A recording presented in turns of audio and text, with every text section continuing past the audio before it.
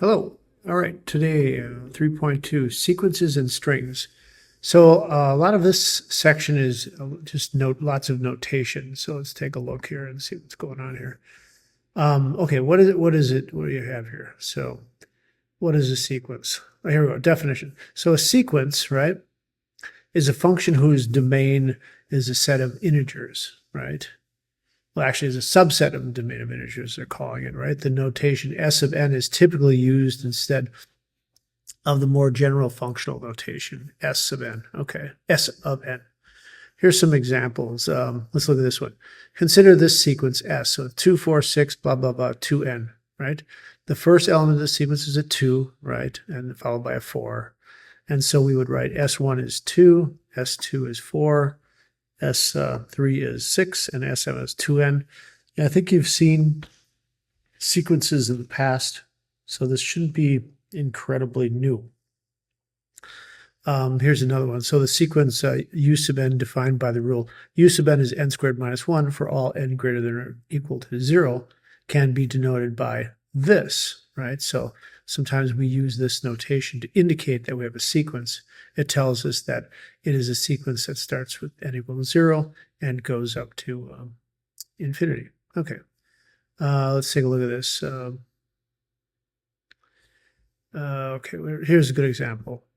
If x is the sequence defined by x sub n equals 1 over 2 to the n, where we could, and then we have n is between minus 1 and 4, then the elements of x are, well, you start with n equals minus 1, you get 2, right? 1, 1/2. So these are the elements of the sequence, right? Let's take a look at this. Okay, here's a go through this example. So if we define a sequence by a formula, then we can find all of these different things. For example, if you wanted to find a formula for S sub n minus 1, you just take and plug in n minus 1 where you see an n, and that's why you get, where is it? Which one was that? Number D. Yeah, well, that's why you get this, right? You just put n minus 1 wherever you see an n. Okay. Let's look at F. So F, we're going to prove that Sn satisfied that Sn is actually equal to 5 times S sub n minus 1 minus 6 times S sub n minus 2 for all n greater than or equal to 0. So I guess the way you can proceed here is you plug in S sub n minus 1 here, and you plug in S sub n minus 2 here, and you make sure you get S sub n. Let's see if that's what they do. Yep, that's what they did, right? So you do this, and then if you perform some algebra, you keep going, you notice that you get 2 to the n plus 4 times 3 to the 4 times 3 to the n, and that is Sn. So there's our proof of that.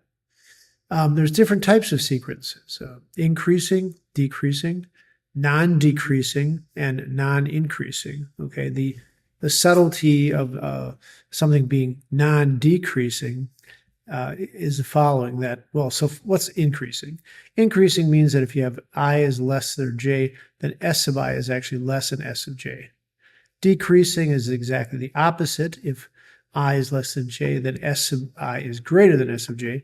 And so for non-decreasing, if I is less than j, then you just have S sub I is less than or equal to S sub j. In other words, it's non-decreasing. It doesn't decrease, but it could stay stable, could stay the same, right? And similarly for non-increasing.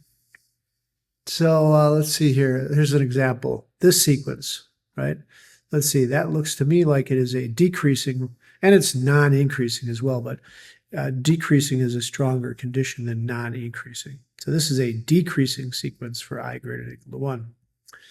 Let's see. This sequence, that sequence looks like a non-increasing sequence. And the reason what makes it non-increasing is that, see these repeated 74s? Well, in a decreasing sequence, you wouldn't have repeats like that. Okay. Okay, here's an important definition. If S is a sequence, a subsequence of S is a sequence obtained from S by choosing certain terms of S in the same order in which they appear in S. Okay. So like, for example, the sequence BC is a subsequence of this sequence because you chose that B and that C, and they're in the same order, okay? Let's take a look at this. Oh, here we go. The sequence 2, 4, 8, 16, 2 to the K is the rule to get the kth element of this entry in this sequence. This is a subsequence of this. Is it really? Well, yeah, because these are all of the even numbers, okay? That's the idea of a subsequence.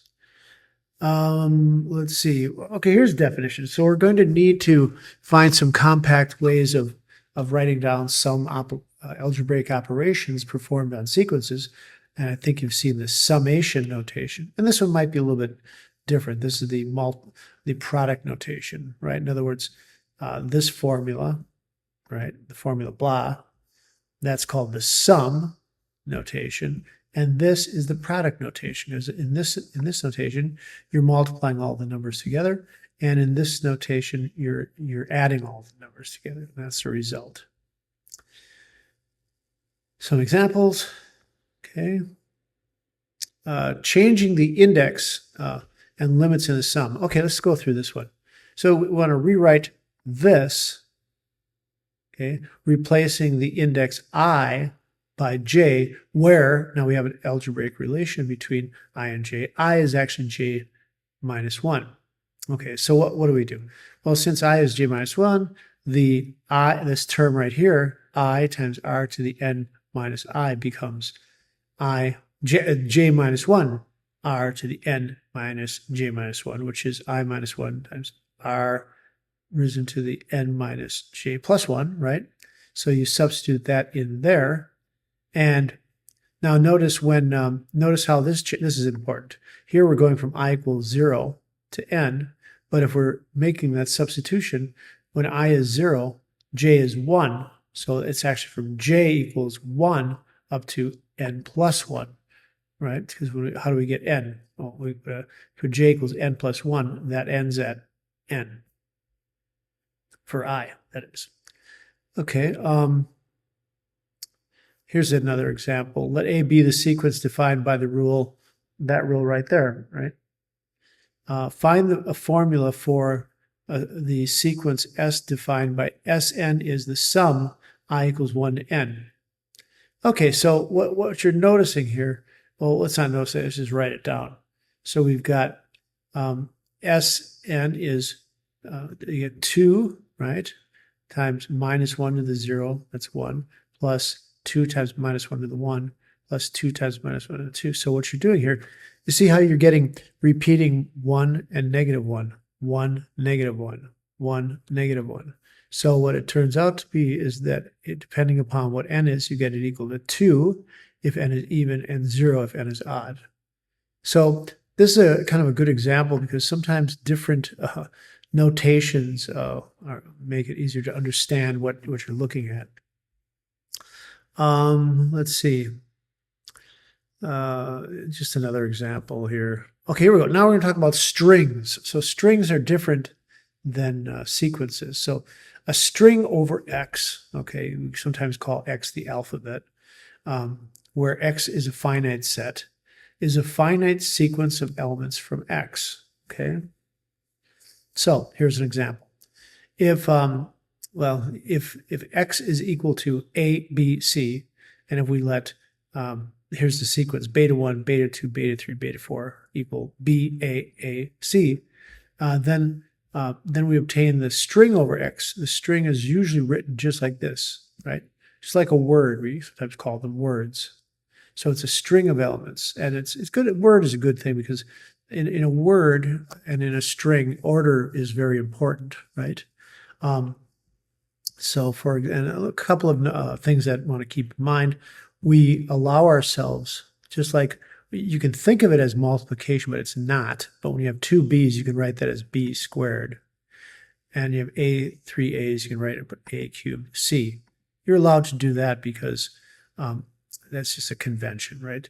The string with no elements is called the null string and is denoted by lambda, okay? Okay, so if we let x star, right, denote the set of all strings over x. including the null string. And if we let x plus denote the set of all non-null strings over x. Okay, that's just a note. That's what we do. Okay, so let's let x be AB. Some elements in x star are, well, lambda is in there, the empty string. A, B, A, B, A, B. There's another one. There's an infinite number of them, right? So it's just any finite length repeating of A's and B's, right, would be a string. So the length of a string, right, is a number of elements that make up the string. So for example, if you look at this one, this has length, it looks like it has, you might be thought that it would be length 3, but no, it's 32 plus 4 B's, and then there's 3 A's, so it'd be 39 is the length of that string. Okay. And if you have two strings, you can place them next to each other, right? So if alpha and beta are two strings, the strings consisting of alphas followed by beta, you can write alpha beta, right? That's called the concatenation of alpha and beta. Okay, so here's some examples to show you that if we have this string and this string, then we can concatenate them this way. We can concatenate them the other way, and notice they're not equal. So we do not have a sort of a commutative law, right, for strings. Okay, what's a substring? So a substring, well, here it is. Definition. A string beta is a substring of a string alpha if there are strings gamma and delta with alpha equal gamma beta delta. I guess it's a gamma. My brain is a little, yeah, okay. All right, so here's an example. This here, B equals ADD, is a substring of this alpha, basically because you can see ADD inside of it. In other words, you're not allowed to just pick and choose. You have to pick actual strings that live inside, right? You can't, it's not like a subsequence where you're allowed to pick, like for example, A, D, A is not a substring of this because there's ADD, right? So you're not just allowed to pick elements. You have to pick them that you see with your eyes, right? Straight out, no gaps. Anyway, so that's pretty much what's 3.2 is about. I think you'll be able to do your assignments fairly easily, but you'll need to read this over and just become familiar with the notation and the definition. So, all right, thank you.